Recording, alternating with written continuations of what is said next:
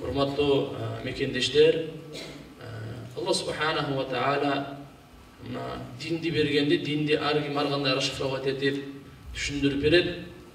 Бирок сиздерге мындай айта кетейин, жалпак сөз менен эле дин деген жашоону туура, таза өткөргөндүн жолу деген сөз.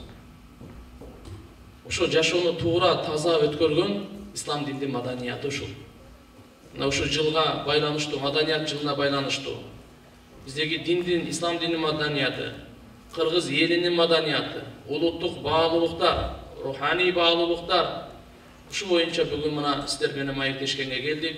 Кудай кааласа бир аз сөз сүйлөгөндөн кийин суроо жоопко дагы өтөбүз. Ошого бул жерде биз руханий жактан, диний жактан сиздерге бир аз маалымат берейин деген ойдо турабыз.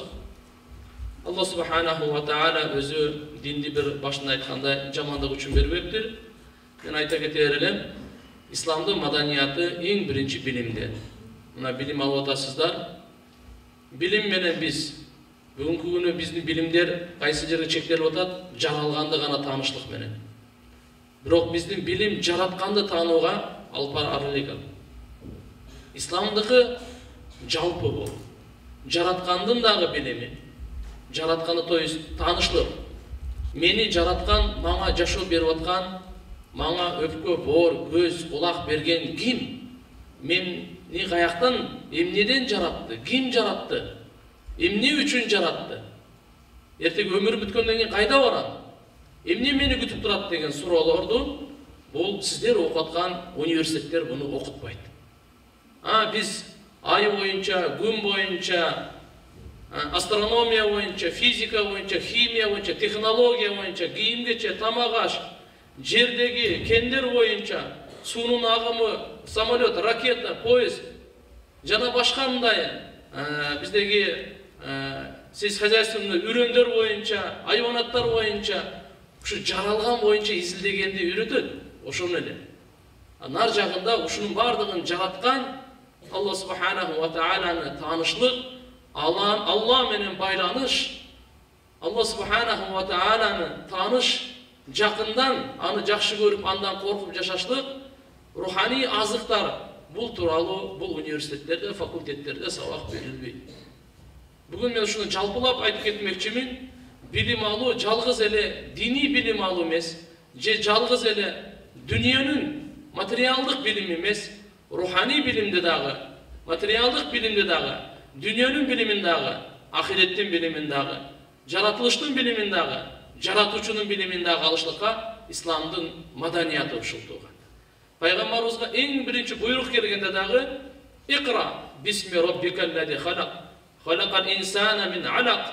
Окугун Робуңдун аты менен. Оку деген эң биринчи өкүм ушул келген. Оку. Билимдүү адам менен билимсиз адам эч качан тең эмес. Хал яставиллазина я'ламуна валлазина ла я'ламун. Алла Кур'анда айтат, эмне билүүчүлөр менен билбегендер тең болушу мүмкүнбү? Мүмкүн эмес бул. Бул билим Алла субханаху ва таала инсанга берген өтө чоң бир куралы. Өтө чоң бакытынын куралы бул. Ошон үчүн биз мына билим алып атканыңыздарга мындай бош, бекер, же болбосо башка жака жаштыгыңыздарды сактабай, ушу жерге билим жака умтулганыңыздар бул өтө мубарак, өтө берекелүү, мактоого татыктуу деп айтсак болот. Исламдын маданиятында билим алуу менен биргеликте ошол билим бизди тазалыкка үйрөтүш керек. Эң биринчи биздин маданиятыбыз тазалыктан. Дененин тазалыгы, кийимдин тазалыгы, чөйрөнүн тазалыгы, маминенин тазалыгы, адамзаттын ички дүйнөсүнүн, жүрөктүн тазалыгы өзүнчө, кандын тазалыгы өзүнчө. Биз бирөөнү мисалы алдап койдум деп атам, мындай жүрүп жөн эле эч нерсени сезбей эле. Бирок мындан кан бузулат экен. Адам бири-бирин алдаганда кан бузулат. Кан бузулат, жүрөк караят. Ташбоор деп ошону айтат. Жырткыч инсандын келбетинде шайтан болуп калат. Инсандын келбетинде сырты инсан, бирок акыйкаты шайтан. Буда адамгерчилик деген сапат калган жок. Буда ата-эненин кадыры, бала-чаканын кадыры калган жок. Ошон үчүн бүгүнкү күндө азыр мына жаңылыктардан угуп атабыз, бала-чакалардын кандай зордук зомбулук көрсөтүп атканы, кандай деген эл душманы чыгып атканы, бир туугандарды кандай деп мууздап, кандай деген жамандык нерсеге барып аткан бардыгы бул адамгерчиликтен чыккан. Жөнөкөй чыгып калган жок, буга да убакыт өткөн. Бир күндө эле болуп калган жок. Бир буур убакыттар өтүп ушуга чейин барган жамандыкка. Демек тазалык мына исламдын маданияты, биздин элибиздин дагы, кыргыздын дагы маданияты тууган тазалыктан кандай. Дененин тазалыгы, пайгамбарыбыз 5 маал жуунганга, мисвакты, ооздун тазалыгын, уктап турса дагы мисвактанат эле, ар бир намаздан алдында мисвактанат эле, көп сүйлөгөндөн кийин мисвактанат эле, көп унчукпай калгандан кийин мисвактанат эле, тамак жегенден кийин мисвактанат эле, тамактын алдында мисвактанат эле. Пайгамбар саллаллаху алейхи ва саллям дарат алганга чейин да мисвактанат эле. Ислам диндеги шарияты эң биринчи дененин тазалыгынан башталат. Мынакей, ошон үчүн биздеги Ишембай Абдыразактын бир сөзү бар эле, адамдын өзүнүн маданияты, жеке үй бүлөнүн маданияты туалетинен, мамлекеттин маданияты жолунан билинет дегендей. Мына биздеги туугандар өзү адам баласынын өзүнүн ушу денесинин таза тутуусунан экендер. Алла субханаху ва тааля ушундай кылып берип койду.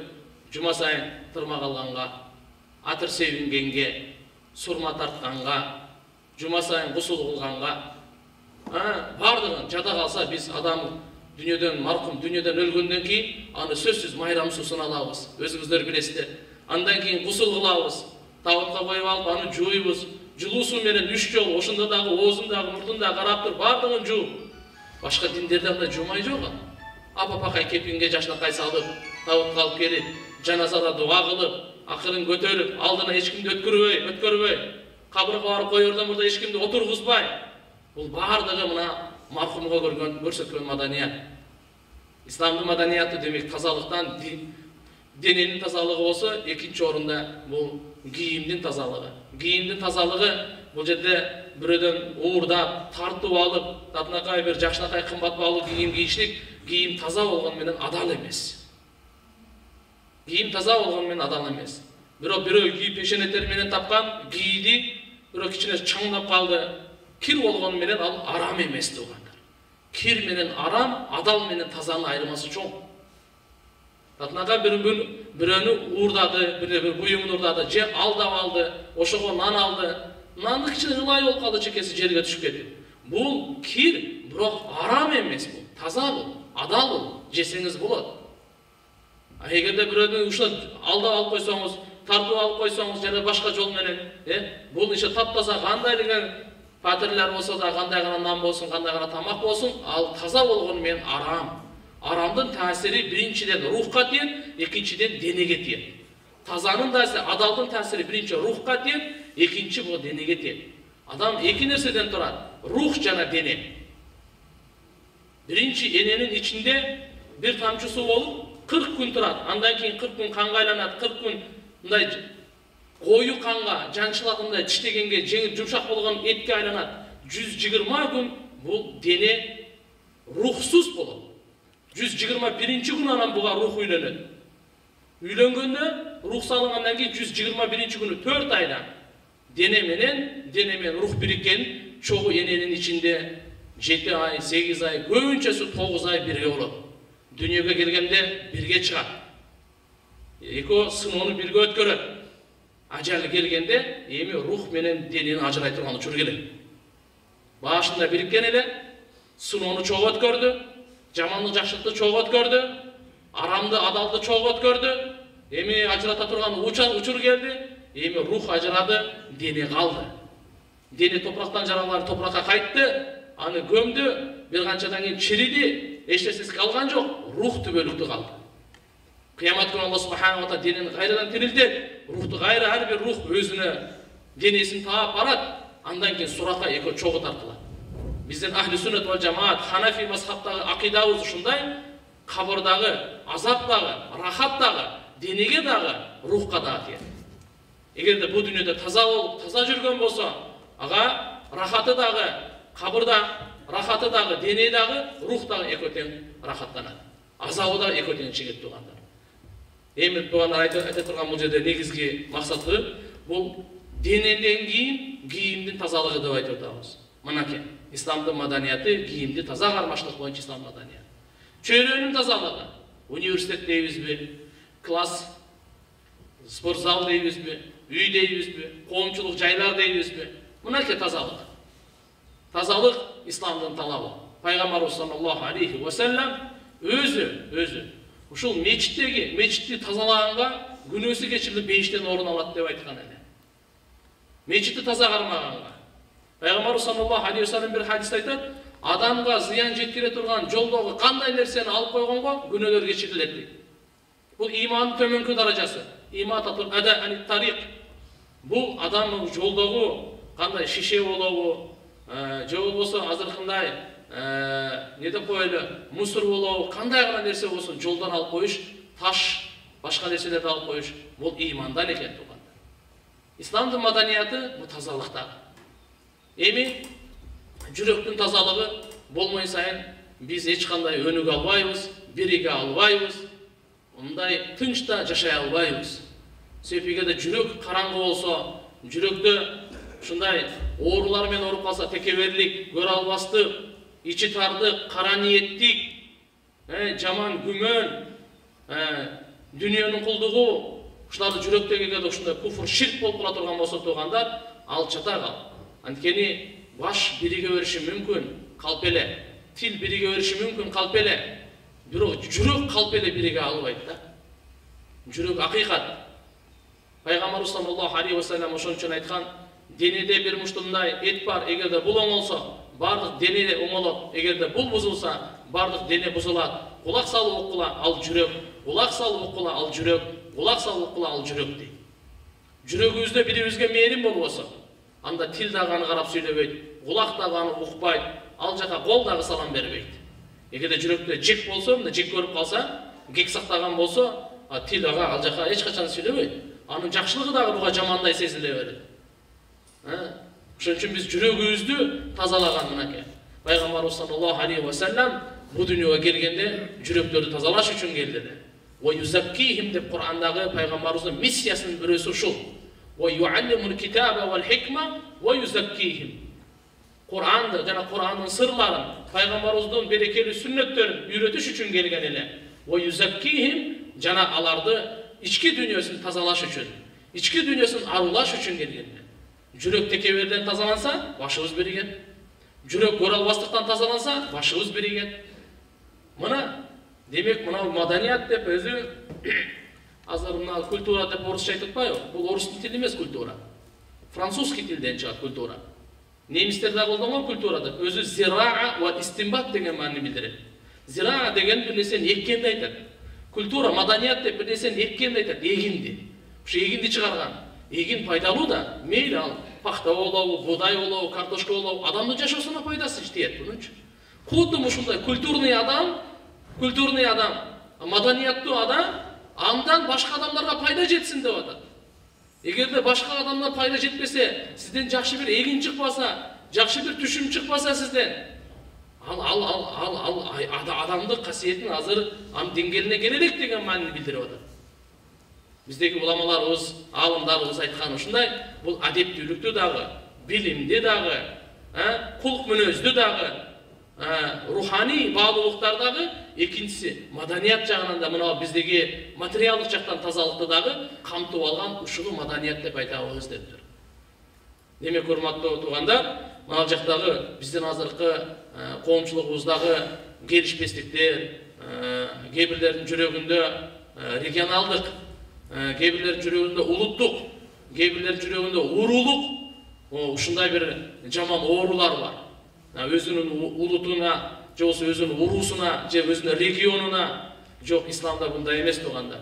Исламда өзүнүн улутун, уруусун жакшы көргөнгө буйрат. Бирок адилеттүүлүккө келгенде, өзүңө каршы болсо да, ата-энеңе каршы болсо дагы күбө бергенге чакырат. Адилеттүүлүккө. Жакыныңыз тиякта турсун, өзүңүзгө дажы. Караңыз, исламдын маданиятын, исламдын адилеттүүлүгүн караңыз. Эгерде мен бул Эрмек агай менен мына ручканы талашып кеттим да. Эрмек агай айтат, мына менин ручкам деди. Мен айтат, мен айтам, менин ручкам деди. Эрмек агай айтат, мына менин ручкам, менин далилим бар. Ким далилиңиз? Атасын ээрчитип келди. Же болбосо баласын ээрчитип келди. Бизде шарият айтат, кабыл эмес дейт. Кабыл эмес дейт. Эгерде Эрмегайдын баласы бул атамдыкы эмес, максат устаздыкы десе, шарият айтат кабыл бол дейт. Демек пайдасына кабыл эмес, зыянына кабыл. Кимдин?